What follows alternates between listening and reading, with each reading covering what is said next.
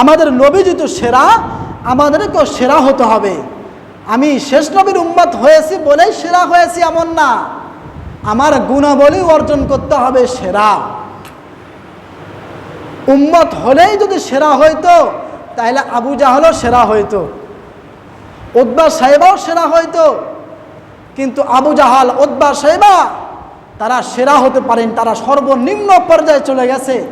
এই জন্য নবীর উম্মত হয়েছি বলেই, হ্যাঁ অন্যান্য নবীর তুলনায় আমাদের মর্যাদা বেশি, ঠিক আছে, তবে ওই মর্যাদাকে ঠিক রাখতে হলে অবশ্যই সেই মর্যাদার সাথে আমাদের তুলনা করে আমাদের মর্যাদা অর্জন করার চেষ্টা করতে হবে। যদি আমরা সেই মর্যাদা আমাদের জীবনে বাস্তবায়ন করতে পারি, আমার আপনার নবীর জীবনীকে ফলো করে, আমার নবীর সিরাতকে যদি আমরা ফলো করে আমাদের জীবনে বাস্তবায়ন করতে পারি, তাহলে আমাদের জীবনটা বড় সফল হবে। আমরা সর্বসেরা উম্মত হিসেবে আমরা আখ্যায়িত পেয়ে যাব ইনশাআল্লাহ।